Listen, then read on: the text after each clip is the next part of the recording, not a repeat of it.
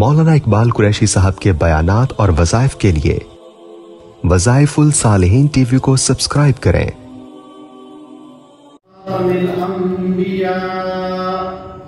وعلى آله وأصحابه نجوم الهدى أما بعد فأعوذ بالله من الشيطان الرجيم بسم الله الرحمن الرحيم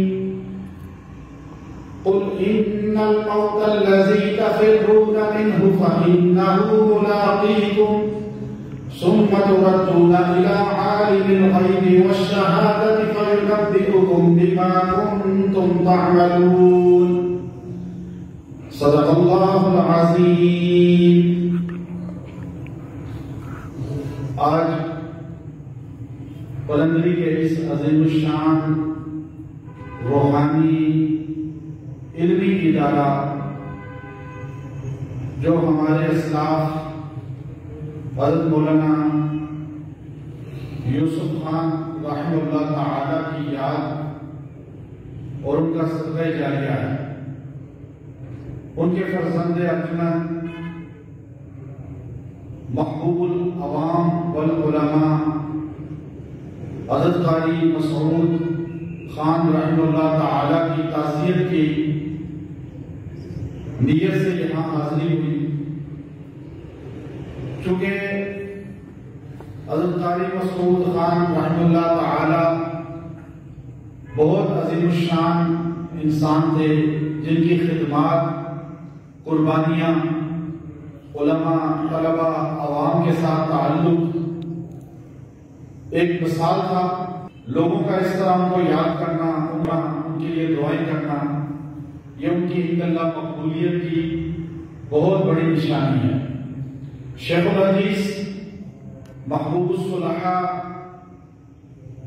حضرت مولانا سعید یوسف صاحب دامت برکاتہم العالیہ کے حکم پر چند کلمات آپ کے سامنے گزارشات کی شکل میں پیش کرنے ہیں۔ چونکہ اس ادارے میں ایک نورانیت ہے، اکابرین کی قدم یہاں لگے، اللہ والوں کی آمد یہاں ہوتی ہے۔ آج ایک ایسے عظیم انسان کی یاد یہاں پر ہر انسان کو ستا رہی ہے جس نے مخلوق کے دل میں اپنی محبت پیدا کی، خدمت کے جذبے کے ساتھ۔ اللہ رب العزت نے دنیا کی زندگی بہت قلیل رکھی ہے، موت سے بھاگ کوئی نہیں سکتا۔ کوئی آدمی کہ میں موت سے بھاگ جاؤں، مائیکل جیکسن نے موت سے بچنے کے لیے شیشے کے کمرہ بنا کر اس کے اندر اپنے آپ کو سلاتا تھا، رہتا تھا۔ ہر وقت ڈاکٹر کی ٹیم روزانہ اس کے ہارٹ چیک کرنے والی ٹیم الگ تھی، گردے چیک کرنے والی الگ تھی، جگر معدہ چیک کرنے والی الگ۔ ہر ڈاکٹر اسپیشلسٹ اس نے اپنے گھر میں رکھ لیا اور کہنے لگا کہ مجھے موت نہیں آنی چاہیے، لیکن اللہ رب العزت نے قرآن میں فرما دیا اَيْنَمَا تَكُونُوا يُدْرِكْكُمُ الْمَوْتُ، تم جہاں بھی ہوگے موت تمہیں آ کر رہے گی۔ اسے موت نے 60 سال کا بھی نہیں ہونے دیا، آپ پکڑا۔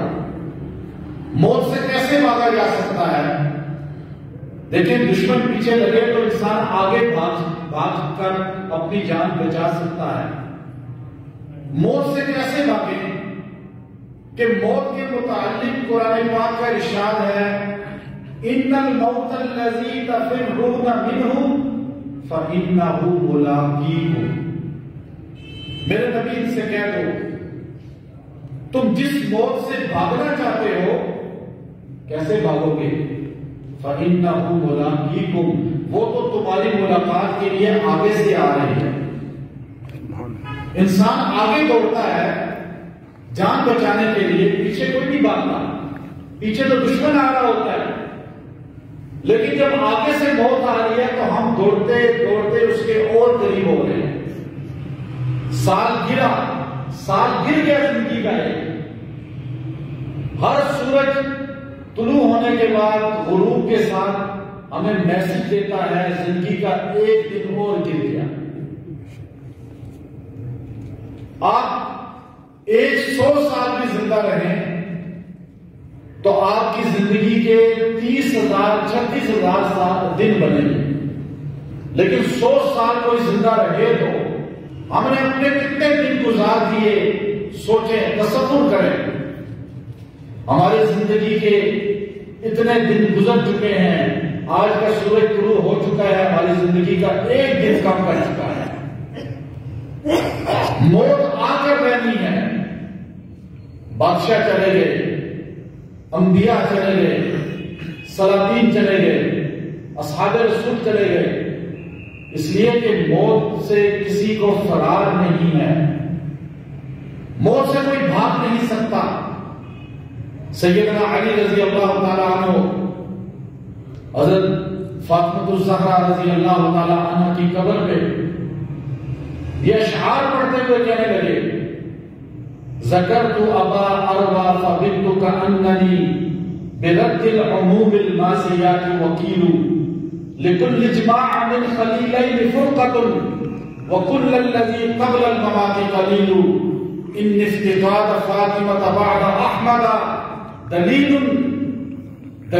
على ان لا يذم خلیل وان انقطعت یوم من العیش والتقی فإن الباقیات۔ آپ دیکھیے سیدنا علی رضی اللہ تعالی عنہ کیا ارشاد فرما رہے ہیں، ہمیں بتا رہے ہیں دنیا کی زندگی کی حقیقت۔ جب حضور صلی اللہ علیہ وسلم دنیا سے رخصت ہوئے، سیدنا علی رضی اللہ تعالی عنہ قبر میں اتارنے والوں میں سے ہیں۔ قبر کھودی گئی، مدینے میں اعلان ہوا قبر کیسی ہونی چاہیے، صندوقی ہو، بغلی ہو، چونکہ مدینے میں دونوں قسم کی قبریں ہوتی تھی، بغلی بھی ہوتی تھی جو مدینے میں آج ہے بقیع میں، اور صندوقی بھی ہوتی تھی جو ہم یہ کرتے ہیں قبر۔ تو سیدنا ابو بکر صدیق رضی اللہ تعالیٰ عنہ نے فرمایا، بیٹھ جاؤ، جو گورکن سب سے پہلے داخل ہوگا روضہ رسول والی جگہ، جس قبر کا وہ ماہر ہوگا اسی طرح ہم قبر کھدوا لیں گے نبی صلی اللہ علیہ وسلم۔ تو سب سے پہلے جو قبر کھودنے والا داخل ہوا وہ بغلی قبر کھودنے والا تھا، تو آپ صلی اللہ علیہ وسلم کی قبر مبارک بغلی کھودی گئی۔ آپ صلی اللہ علیہ وسلم کو قبر میں اتارنے والے حضرت مغیرہ رضی اللہ تعالیٰ عنہ بھی تھے، حضرت فضل بن عباس رضی اللہ تعالیٰ عنہ بھی تھے، حضرت عباس رضی اللہ تعالیٰ عنہ بھی تھے، قسم بن عباس رضی اللہ تعالیٰ عنہ بھی تھے، علی المرتضیٰ رضی اللہ تعالیٰ عنہ بھی تھے۔ سب سے آخر میں نبی صلی اللہ علیہ وسلم کی قبر میں زیارت کر کے باہر آنے والے حضرت مغیرہ رضی اللہ تعالیٰ عنہ۔ آپ صلی اللہ علیہ وسلم کی قبر مبارک پر مٹی ڈالی گئی۔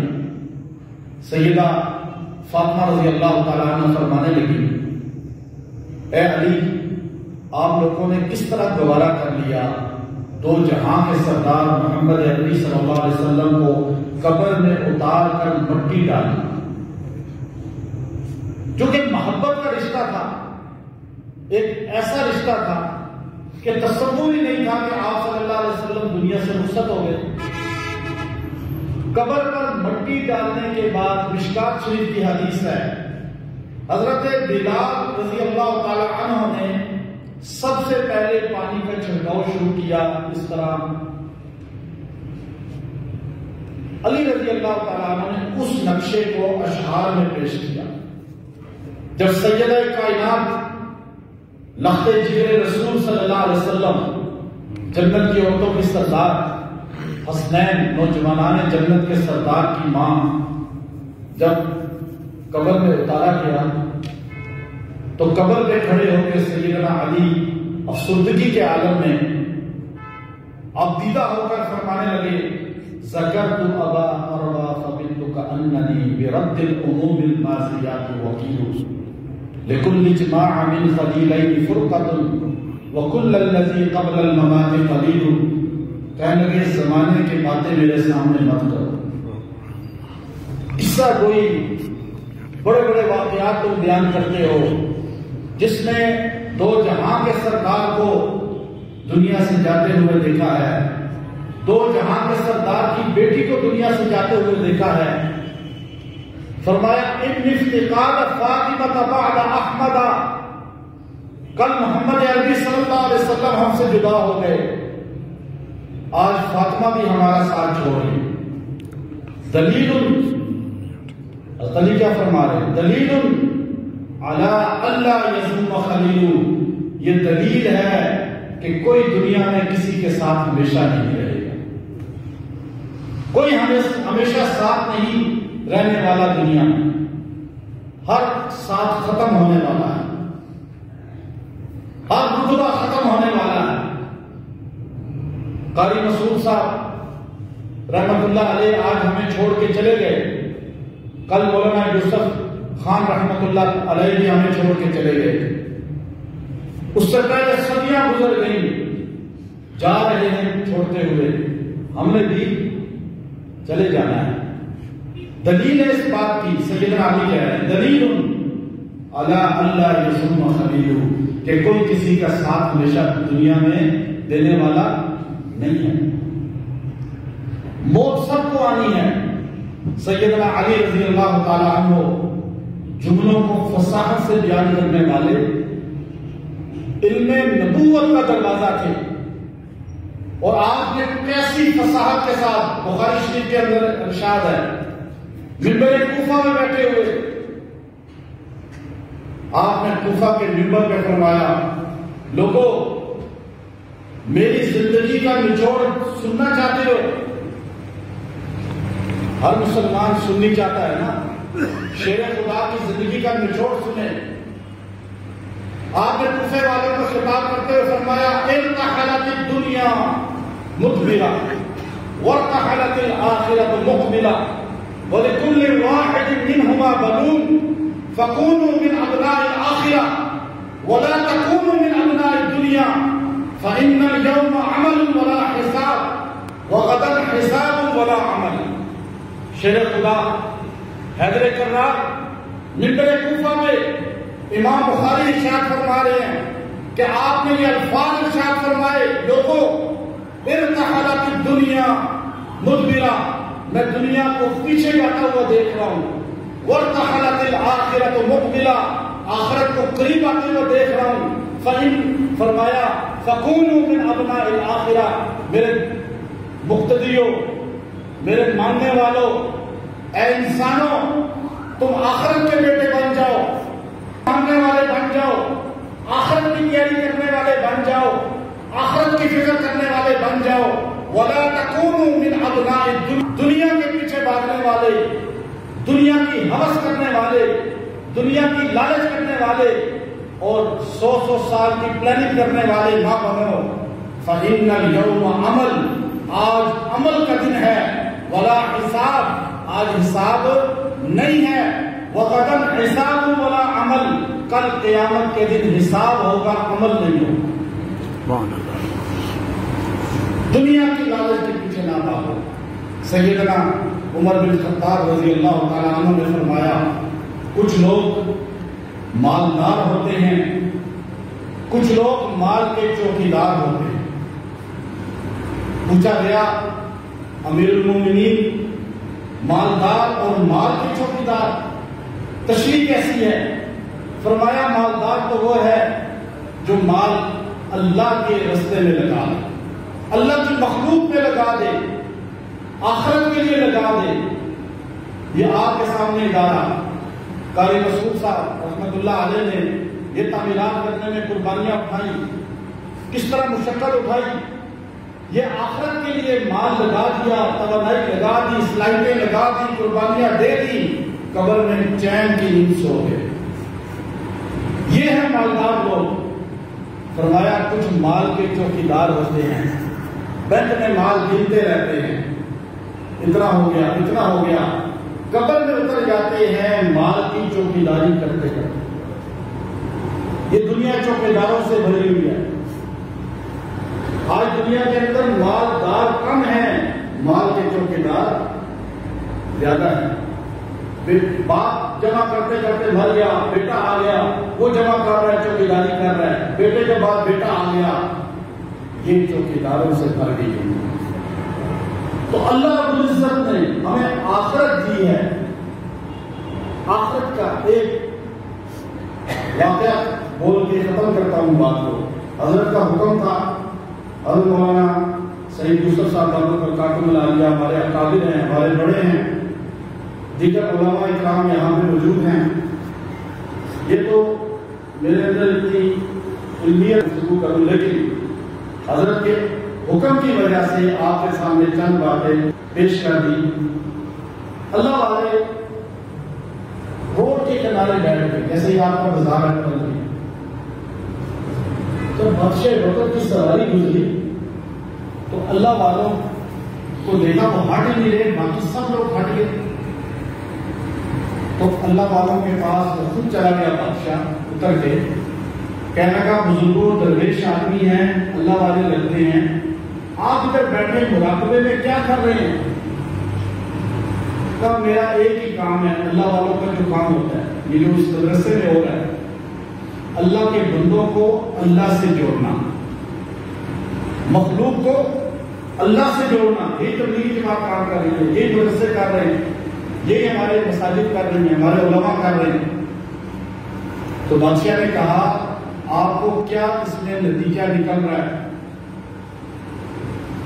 کہا اللہ کے بندوں کو میں چاہ رہا ہوں اللہ سے جڑ جائے، لیکن یہاں پر اللہ کی ذات مان رہی ہے،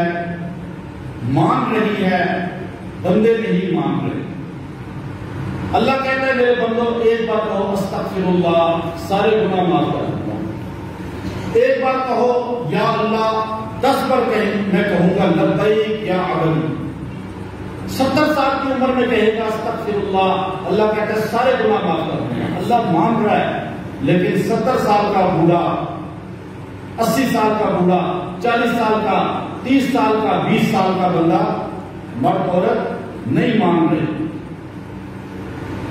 کچھ عرصے کے بعد قبرستان میں اسی طرح بادشاہ نے دیکھا وہی اللہ والا قبروں کے درمیان میں بیٹھا مراقبے میں ہے، پاس چلا گیا، پوچھا آپ یہاں کیا کر رہے ہیں؟